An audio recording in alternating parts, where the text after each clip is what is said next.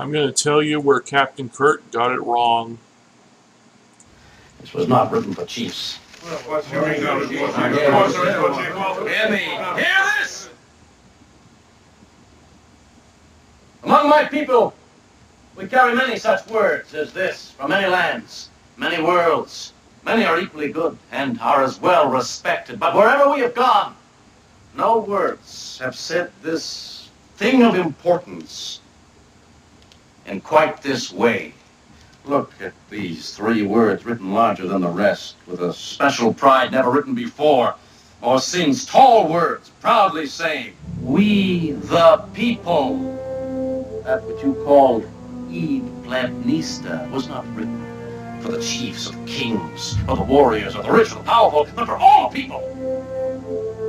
Down the centuries, you have slurred the meaning of the words, "We the people of the United States," in order to form a more perfect union, establish justice, ensure domestic tranquility, provide for the common defense, promote the general welfare, and secure the blessings of liberty to ourselves and our posterity, to ordain and establish this Constitution. These words and the words that follow were not written only for the Yangs, but for the Khans as well. Khans. They must apply to everyone, or they mean nothing. Do you understand?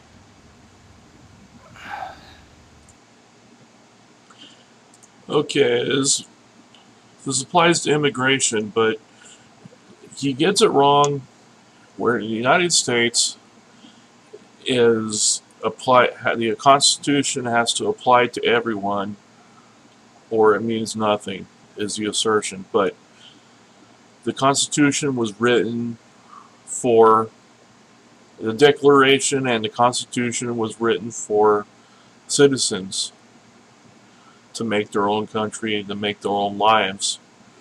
And applying it to anyone makes it mean nothing. And here we have Trump backs true immigration reform with RAISE Act. And the problem is with this 1965 bill, it's the whole world has changed. You can move between countries a whole lot faster than you used to. You can fly, you can take the train. In the Obama era when he said everybody come in, they jumped on top of trains and crossed the border. They're not doing that as much now. But basically the problems are overwhelming numbers of immigrants. They're living in poverty. Dramatic shifts in countries of origin. What about the promise not to fundamentally change the orientation of the country? And they're changing it into a welfare state that is collapsing. They have successfully changed the United States into a welfare country that is collapsing. And that needs to be addressed in law to shift it back for citizens, instead of what the Democrats like to do is bring people over the border any way they can because they know they're going to vote for them, because of socialism and identity politics are the only thing they know, because Mexico is a third world country. As you can tell over here, the United States has 23% of the world's economy, and Mexico is way over here with 1.72% of the world's economy. That means it's a third world country. And even the United Kingdom is 3.94, and Germany has a bigger economy, and Japan, China has 13%, but the vast majority of it is in the United States. And to bring over all the unskilled labor and put them on welfare and everything, and they just drain money out of the economy and they send it home, or they send it back to Mexico, or they send it back to wherever they came from, and then the whole families move over here. Uh, Creates an imbalance. California has drastically changed. Criminal activity in California.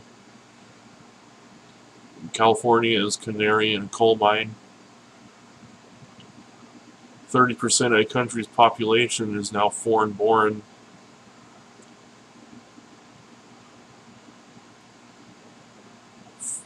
Almost half, 45.5% of residents speak a foreign language at home. They need to assimilate. Language assimilation problems. I was born here doesn't mean I should learn to speak Arabic or Spanish or Indian. You know, there's no reason for me to have to change that unless I to get like a minimum wage job. English should be better enough, good enough. The criminal activity and the RAISE Act would lower the percent, the lower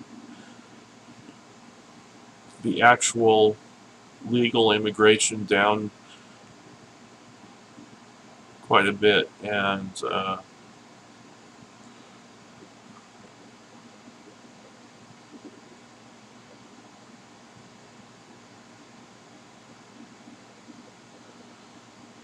it would end chain migration, because most of the problem is chain migration, where they eventually move the whole family over here.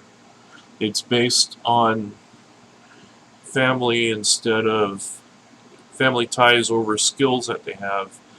In Canada, if you want to get into Canada to do some work, you have to leave your tools at home and buy all new tools in Canada. If there's a Canadian who can do the work,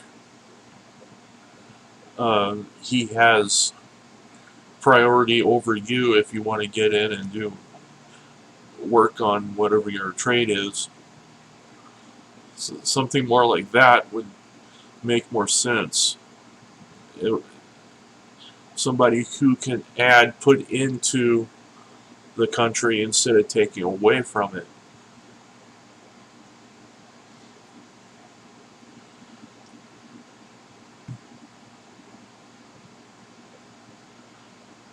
The preamble of the Declaration is consent-based governance is that the citizenry must decide every important policy issue.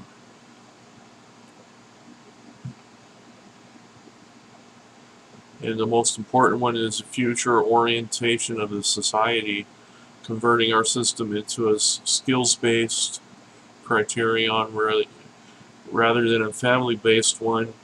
Will place the keys of immigration back in the hands of citizens rather than special interests and the migrants themselves. This would end stolen sovereignty.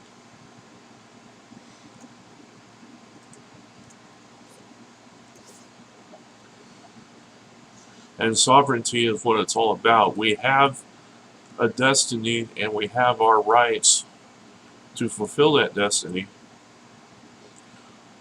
And, just the liberal attitude is to flood it with people who will vote for them because that's their tactics, because their policies are failing anyone can see that the welfare state is crumbling. Socialism is a failed experiment. And eventually, uh, the country will become more conservative. The the GOP now controls 26 states, uncontested, while the Democrats only control 6. That would be like California and New Mexico and New York. But that could all change, slowly change. The country is turning more red and more conservative. The more the Democrats fight, the more they slander Trump, the more they come up with these crazy ideas, the more people are going to revolt against them.